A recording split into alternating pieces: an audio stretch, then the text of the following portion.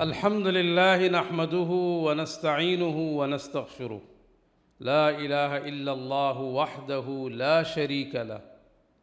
مسلمانوں اور تمام مسلمان جتنے بھی ہمیں سننے والے ہیں، ہمیں اللہ کی ذات پر اور اللہ کی توحید پر ہمیشہ ڈٹ کے کڑا رہنا چاہیے۔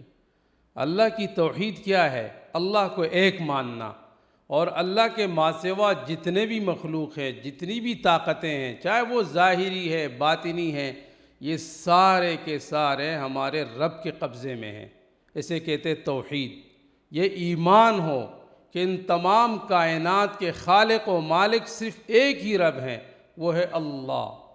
اللہ رب العالمین نے یہ تمام کائنات پیدا فرمائے، اللہ نے یہ آسمان و زمین پیدا فرمایا۔ اللہ رب العالمین نے ہمیں یہ حکم دیا ہے کہ تمہیں میں نے پیدا کیا اپنے عبادت کے لیے، وما خلقت الجن والانس الا لیعبدون۔ اللہ نے فرمایا کہ میں نے تمہیں، یہ انسانوں اور جنات، تمہیں پیدا اس لیے کہ لیعبدون، کہ میری عبادت کرے۔ اللہ کے ماں سوا کسی اور کی عبادت کرنا شرک ہے۔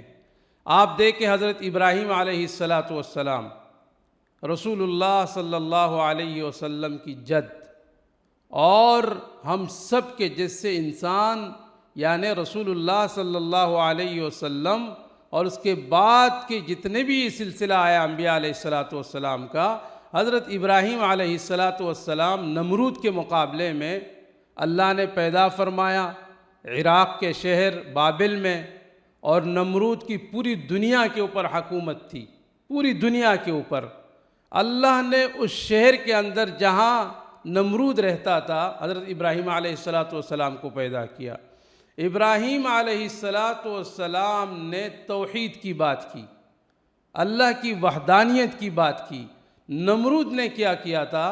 نمرود لوگوں سے اپنے عبادت کروایا کرتا تھا۔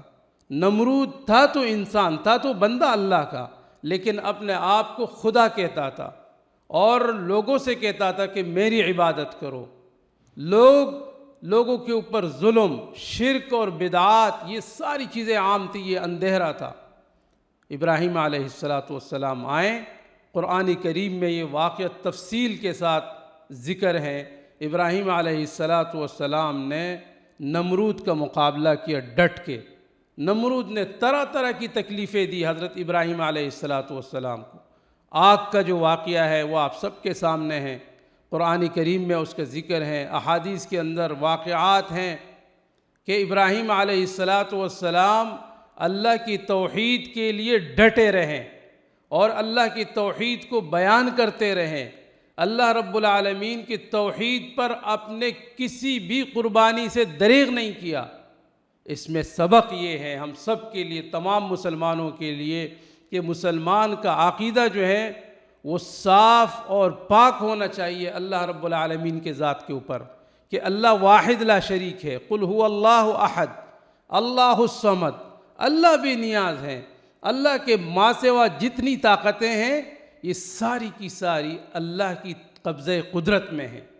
دنیا میں کوئی بھی اپنے آپ کو سپر پاور کہہ کر اسلام کے مقابلے میں کھڑا ہو جائے، ہمارا رب سب سے زیادہ سپر پاور ہے۔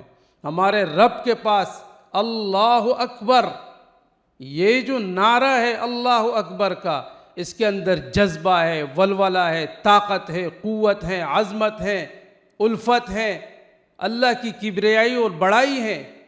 اس لیے توحید پہ ہمیشہ ڈٹے رہے اور توحید کا عقیدہ اپنائیں۔ توحید کا عقیدہ ہو تو ہمارے اعمال قبول ہوں گے۔ اگر عقیدہ توحید آپ کا عقیدہ خراب ہے، اس میں شرکیات ہیں، بدعات ہیں، اللہ کے ماں سوا کسی اور سے مانگنا ہے، تو اپنے عقیدے کی فکر کریں، اللہ کی طرف متوجہ ہو جائیں۔ اللہ مجھے اور آپ کو، ہم سب کو عقیدہ توحید اپنانے کی اور عقیدہ توحید پر ڈٹے رہنے کی توفیق عطا فرمائے۔ وآخر دعوانا الحمد للہ رب العالمین۔